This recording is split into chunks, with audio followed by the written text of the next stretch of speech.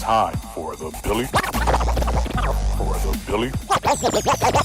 Flynn Experience.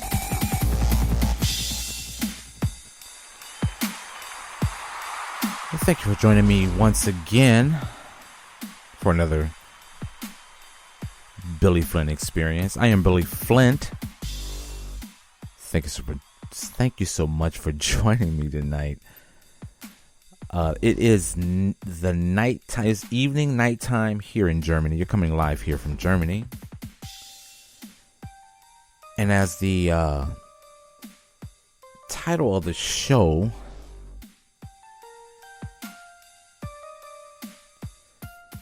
Russia is committing war crimes.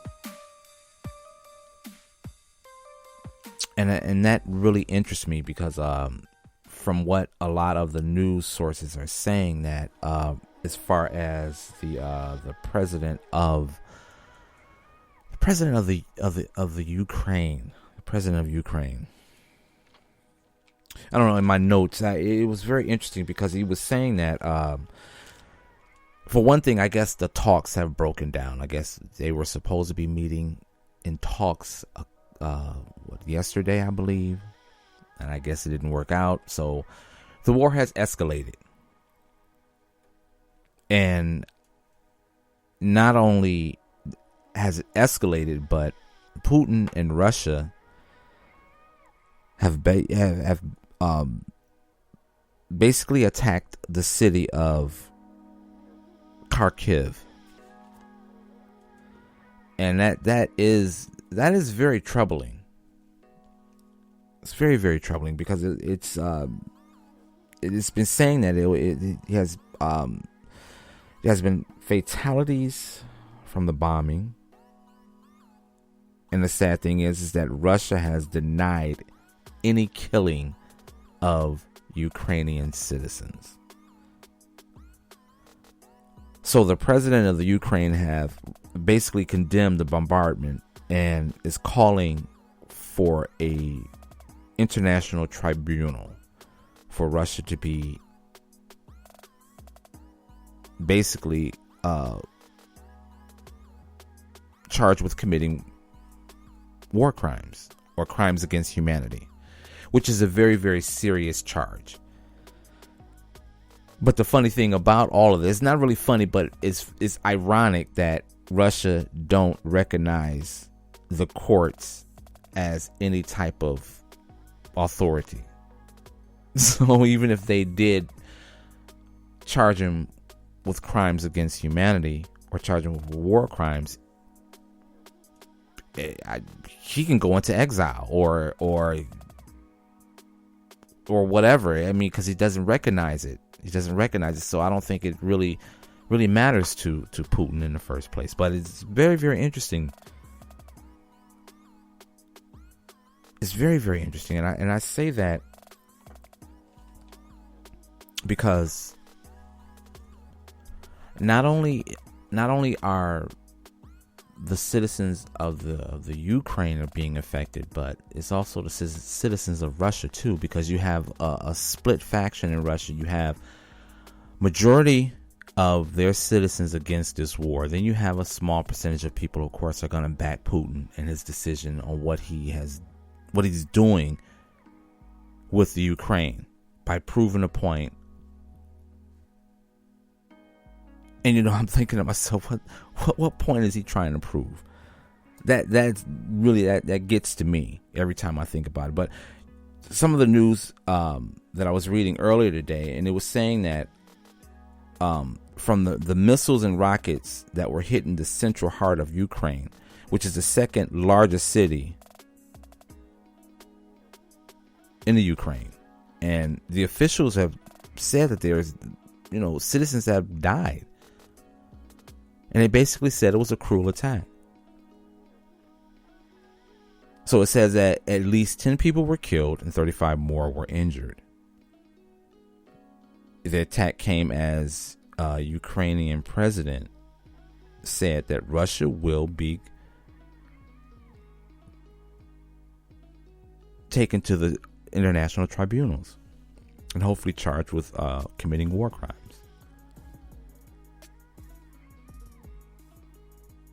And it's like they even and the interesting thing is that we're living in a time now where everything is being recorded. So you don't necessarily have to have a news team out, tracking what's going on in these conflict zones or the conflicts with other countries, with countries fighting other countries. You don't have to have a newscast or a news team. You got citizens. And they're saying that there's video footage showing missiles hitting local government buildings and exploding, causing massive fireballs and blowing out windows of the surrounding buildings. All this is being captured. And it says that Kharkiv have been bombed heavily for days.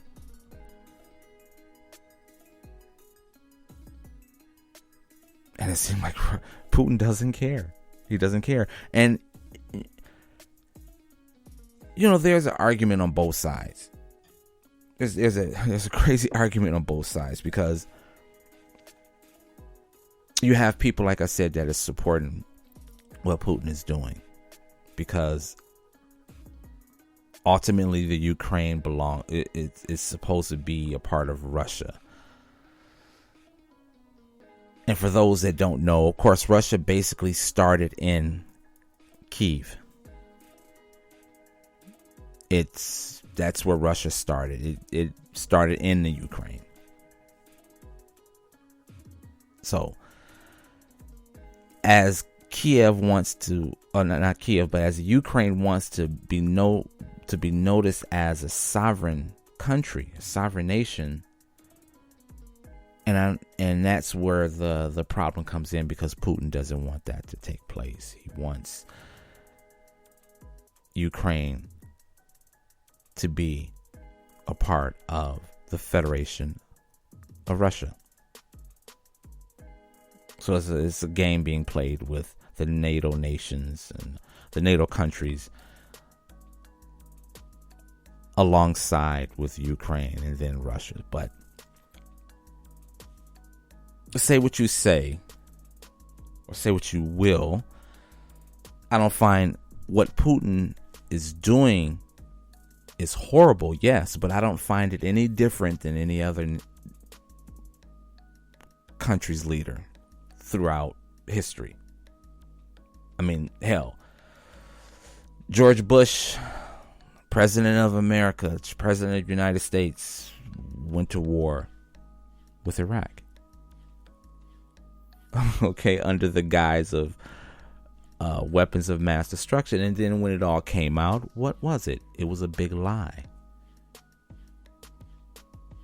But it still happened, and millions of innocent Iraqi people died within the whole course of the war. And George Bush, I mean, you could argue that was war crimes. But, I digress. But like I said, it's no different than any other world leader. No matter what country you pick a time period from. With Italy, Mussolini, with Ethiopia. Same thing. And it just seems as though all of the most powerful nations have this desire to take on a smaller country. So it's really no different. It's no different. What Putin is doing, he's doing what every maniacal, psychopathic leader would do. Pick a smaller country and go to war with it. And like I said, we're living in a different time now where everything is being recorded. The news is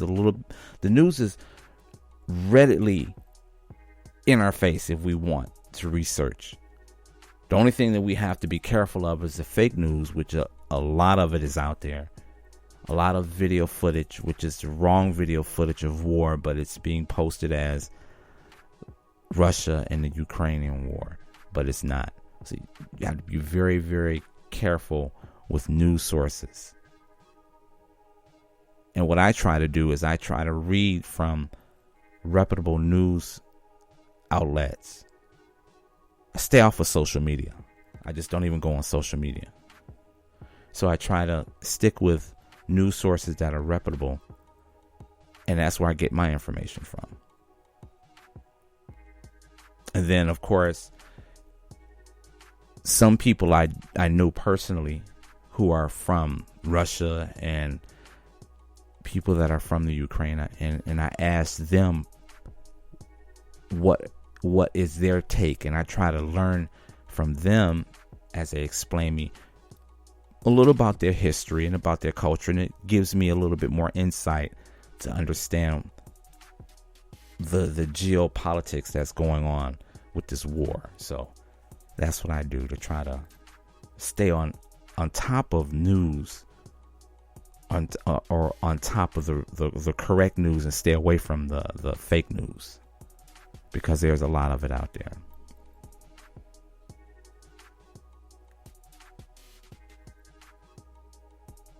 Again, I'm very interested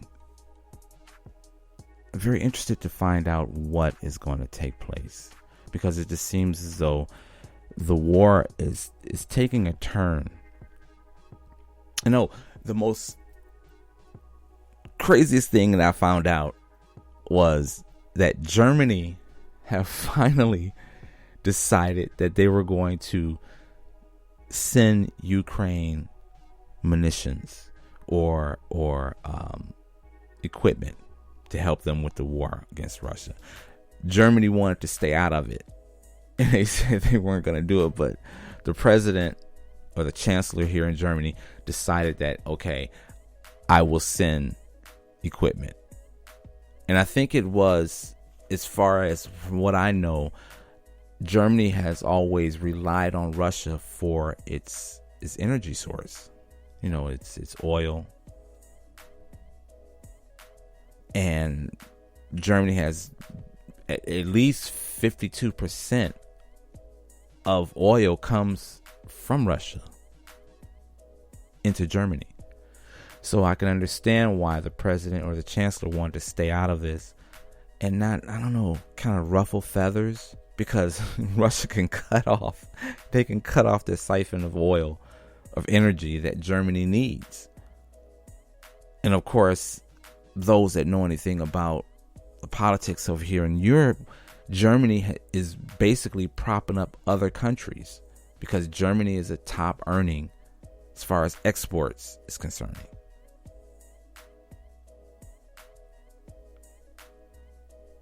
So Germany is basically, every other country is like standing on Germany's shoulder, because Germany is in the trillions.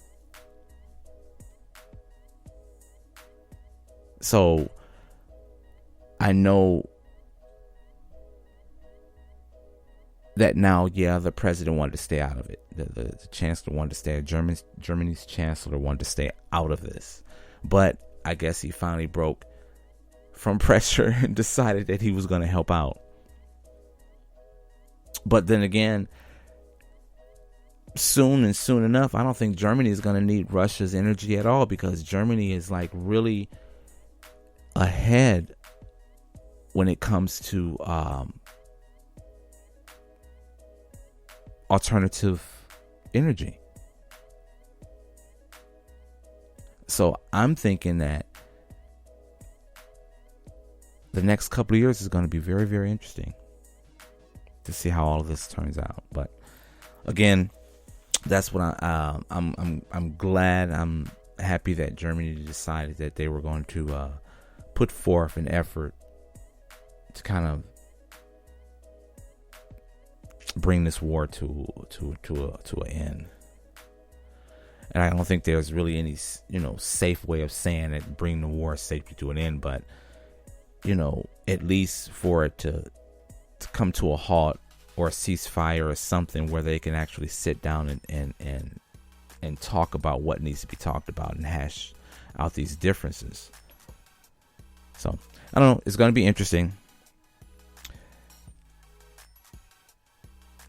And that's it, and thank you so much for joining me tonight for another Billy Flint experience. Look forward to being with you again. Have a wonderful, wonderful rest of the week. And we will chat again later.